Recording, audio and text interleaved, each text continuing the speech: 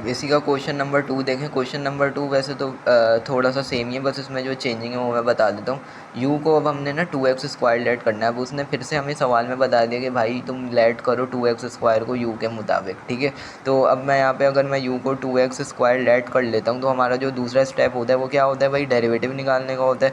Derivative with respect to x जब मैं लूँगा du/dx तो ये हो जाएगा 4x, ठीक है, 4x हो जाएगा। और dx उधर जाएगा तो क्या हो जाएगा, 4x dx हो जाएगा, ठीक है। 4x dx आ गया हमारे पास du की वैल्यू। अब जो हमने निकाले हम क्या करते हैं वो सवाल के अंदर पुट करते हैं, यानी u को भी पुट करते हैं और du को भी पुट करते हैं, यानी dx की वैल्यू पुट करते हैं। तो अब मैं देखें यहाँ पे पुट करूँगा x और मैं यहाँ पे साइन, और 2x² की जगह क्या आ जाएगा, u आ जाएगा, सही है। अब dx है, dx है, इस dx की जगह हमने यहाँ से जो dx होगा ना उसकी वैल्यू निकालनी है। तो dx की जो यहाँ पे वैल्यू होगी वो हो जाएगी du/4x, ठीक है। ये हमारे पास dx की वैल्यू आ जाएगी।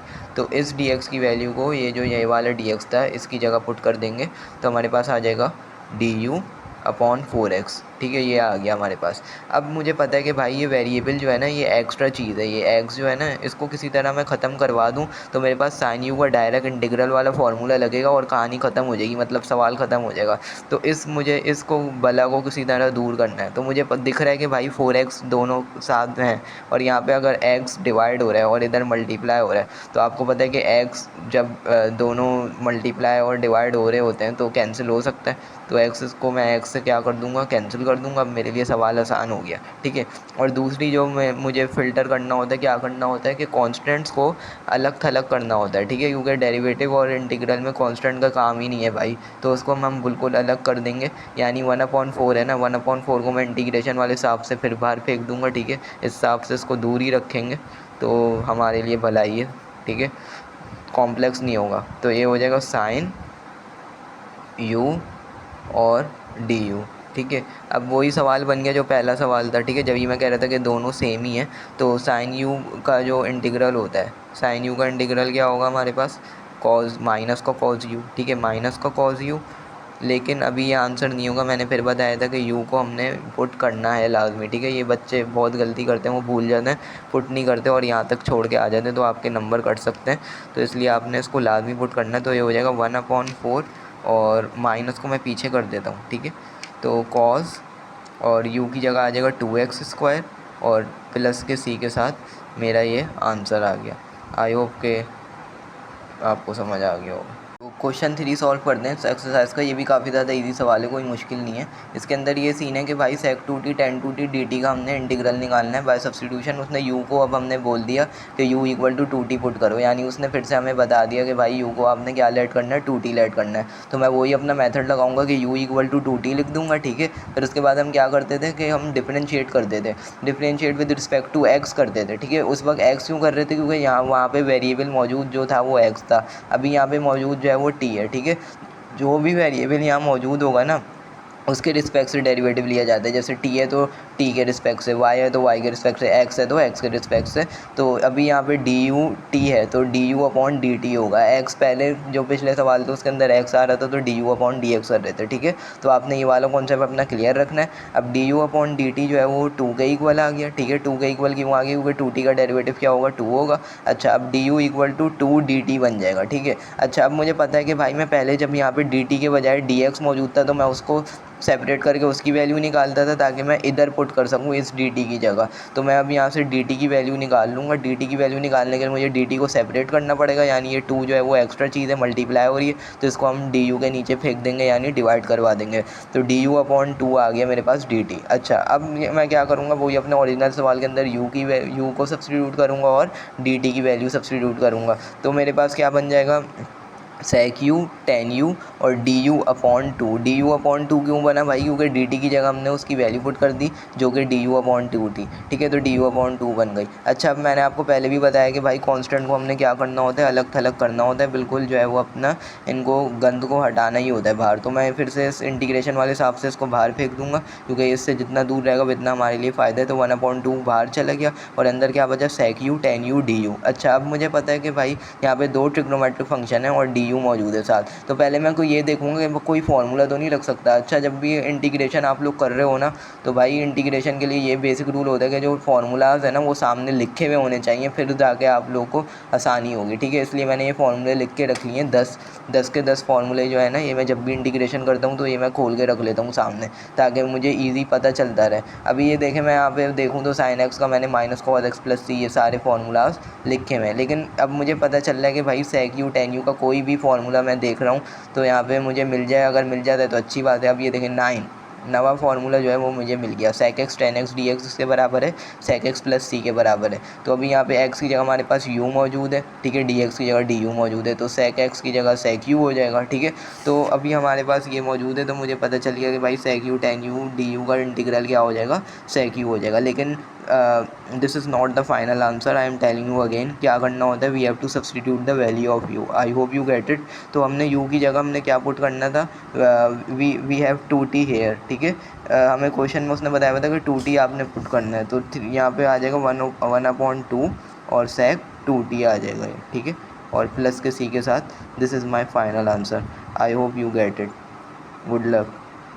अच्छा, तो इसका क्वेश्चन 4 देखते हैं। क्वेश्चन 4 थोड़ा सा ट्रिकी है, लेकिन मैं इसके अंदर से एक ऐसी शॉर्ट ट्रिक बताऊंगा जिससे आपका सवाल ना 1-2 लाइनों के अंदर सॉल्व हो जाएगा। कोई बड़े मेथड लगाने की ज़रूरत नहीं है, क्योंकि वो जो तरीका मैं बताने वाला हूँ बहुत इफेक्टिव है, ठीक है। तो अभी मुझे बोला हुआ कि भाई यू को तुमने लेट करना है 1 माइनस का कॉस t/2, ये सवाल के अंदर ही बताया हुआ है। तो ठीक है भाई, हम लेट कर लेते हैं। मैं यू की 1 माइनस का कॉस 2t/2, ठीक है, कॉस t/2 मैंने ये लेट कर लिया। अच्छा, फिर हम क्या करते थे, डेरिवेटिव लेते थे विद रिस्पेक्ट टू वेरिएबल जो यहाँ मौजूद है। अब यहाँ पे फिर से t मौजूद है, तो du/dt होगा, तो du/dt, ठीक है। अब मैं डायरेक्ट कर रहा हूँ, 1 का डेरिवेटिव मुझे पता है 0 ही होता है। अब कॉस का डेरिवेटिव जो होता है कॉस t/2 है ना, तो कॉस डब्बे का डेरिवेटिव क्या होता है, माइनस का साइन डब्बा, ठीक है। माइनस पहले से मौजूद है, तो माइनस माइनस क्या हो जाएगा, प्लस हो जाएगा, ठीक है। तो प्लस साइन, और डब्बा के किसको कहते हैं, जो ये एंगल होता है, इसको मैं डब्बे से रिप्रेजेंट कर रहा हूँ, तो टेंशन नहीं लो।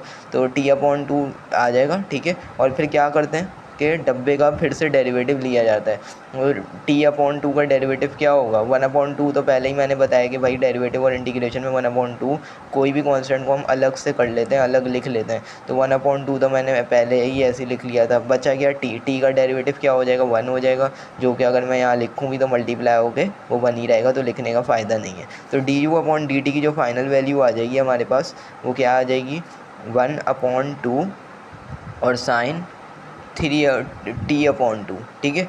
ये मेरे पास du/dt की वैल्यू आ गई। अच्छा, अगर मैं यहाँ से dt को इधर सेंड करवा दूँ, तो मेरे पास du की जो वैल्यू बन जाएगी वो बन जाएगी 1/2 और साइन t/2 और dt, ठीक है, मेरे पास ये बन जाएगा। अच्छा, अब मैं क्या करता था, फिर वैल्यू सब्सटीट्यूट करवा देते। अच्छा, अब यहाँ पे मैं जो स्मार्ट मूव खेलने वाला हूँ वो ये है कि भाई यहाँ पे dt मौजूद है, ठीक है। हम पहले सवालों में क्या कर रहे थे, पहले सवालों में हम ये कर रहे थे कि भाई वहाँ पे जो है वो dt की वैल्यूज़ पुट कर रहे थे। लेकिन अभी यहाँ पे अगर मैं dt को अकेला करना चाहूँ तो ये 2 इधर चले जाएगा, तो ये हो जाएगा 2du हो जाएगा, और साइन t/2, ठीक है, t/2 dt। और अगर मुझे पता है कि जब भी ट्रिग्नोमेट्रिक फंक्शन को इक्वल टू को इस तरफ लेके जाते हैं तो इन्वर्स हो जाता है, ठीक है।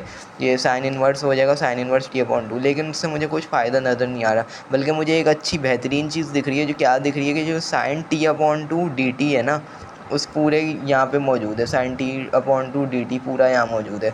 तो मुझे यहाँ पे साइन t/2 dt की वैल्यू जो मिल रही है वो 2du मिल रही है, जो कि मेरे लिए बहुत ही अच्छी बात है। क्यों, क्योंकि मेरे लिए फिर इंटीग्रल करना आसान हो जाएगा, ठीक है। इंटीग्रेशन में जितना हो सके हमने छोटे छोटे चीज़ें रखनी होती ताकि हमारे लिए आसान हो। अब अगर मैं साइन इन्वर्स कर दूँ और फिर साइन इन्वर्स का इंटीग्रेशन करना शुरू हो जाऊँ तो वो कितनी बड़ी चीज़ें हो जाएंगी, ठीक है। तो हमने मैथ के अंदर स्मार्ट मूव चलना होता है। तो अब मैं क्या करूँगा, ज़रा यहाँ मैं पुट करता हूँ वैल्यूज़। तो 1 माइनस कॉस t/2 जो है वो u के इक्वल था, तो अभी स्क्वायर है तो ये हो जाएगा u का स्क्वायर, ठीक है, u का स्क्वायर आ गया।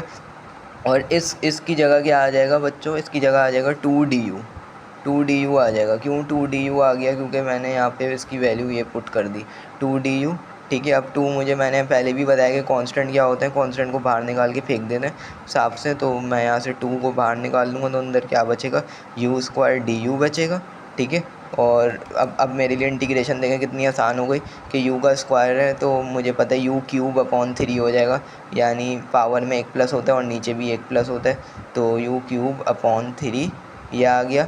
बट अगेन के ये फाइनल आंसर नहीं है, u की जगह ये पूरा पुट होगा 1 माइनस को cos t/2, तो 3 को मैं बाहर ले लेता हूँ तो 2/3 और ये हो जाएगा 1 माइनस का cos t/2 का क्यूब, क्योंकि u के ऊपर क्या लगा हुआ है, क्यूब लगा हुआ है, और प्लस का c, तो ये मेरा फाइनल आंसर हो जाएगा। तो देखा इतने बड़े सवाल को हमने कितनी इजी वे में सॉल्व कर लिया। तो यही ब्यूटी होती है मैथ की कि आपके पास मल्टीपल जो है वो चॉइसेस होते हैं, मेथड्स होते हैं करने के, लेकिन आंसर जो है वो सेम आना चाहिए। ठीक है, तो ये सबसे ज़्यादा इफेक्टिव और स्मार्ट मेथड था, प्रोडक्टिव था। वरना ये चाहते तो अगर हम यहाँ से dt की वैल्यू निकालते और इन्वर्स कर देते, साइन इन्वर्स हो जाता और बहुत लंबा हो जाता, 2-3 पेजों का सवाल हो जाता, तो उसमें फिर बहुत सारे फार्मूले लगते। तो मैंने ये स्मार्ट स्ट्रेटजी सोची कि sin t/2 dt जो है वो पूरा मुझे यहाँ पे गिवन है, तो मैं इसकी पूरे की जगह 2du अगर पुट कर रहा हूँ तो देखें कितनी आसानी से सिर्फ एक लाइन के अंदर इंटीग्रेशन हो गई। ठीक है, इंटीग्रेशन को जितना आप छोटा करोगे